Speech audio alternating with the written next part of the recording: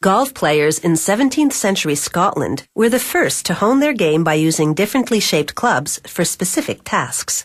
Today, you use what's called a putter to gently roll the ball into the hole using the fewest number of strokes. The club's high-tech, streamlined design is crucial to any golfer's putting strategy. This company uses a robotic tester to spot-check its putters for quality.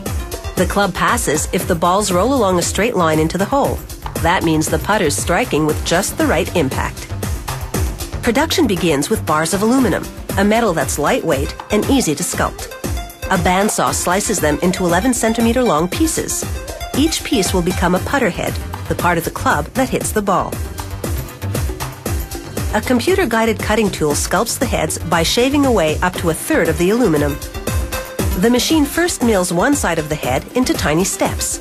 Another cutting tool then shapes this area into a smooth curve. The process takes 10 minutes. Then the four-sided platform revolves, and the cutter begins working on the next putter head. Another milling machine carves blocks of copper-nickel alloy into what's called the insert.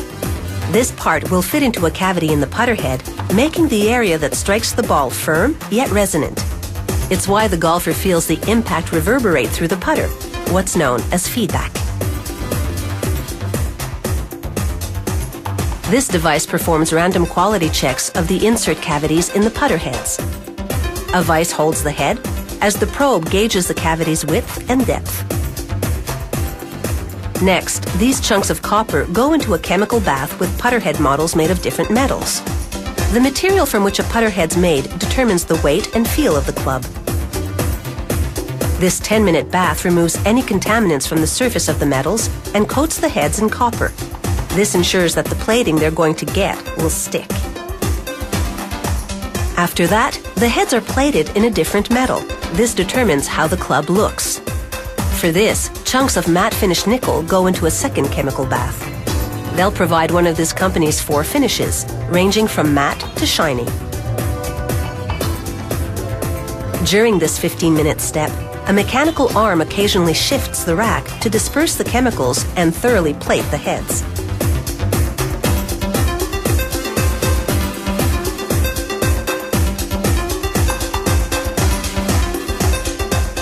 To fit the insert, a worker first positions the head in a vise.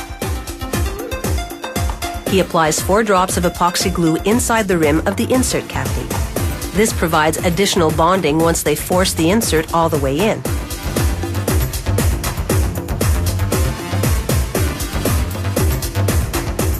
After placing the insert in the cavity by hand, a worker uses a press to force it inside. They cover the press with paper so it won't scratch the insert, which must be flush with the surface of the head.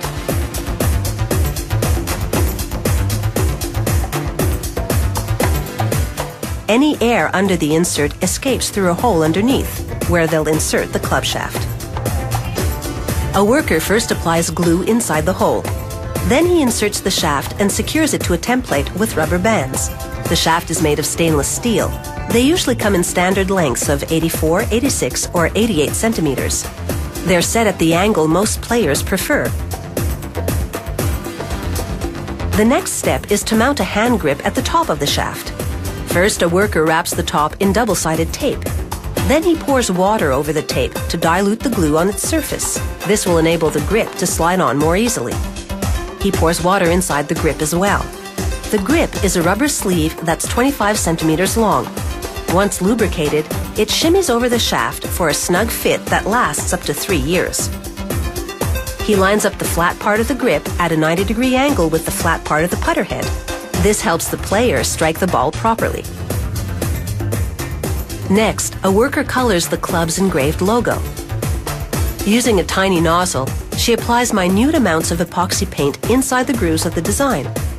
She controls the amount of paint with a foot pedal that releases pressurized air into the nozzle. This company makes putter heads in some fairly luxurious materials, including beryllium copper. That one's for players wanting a club with a softer feel and who don't mind paying up to $500 to get it.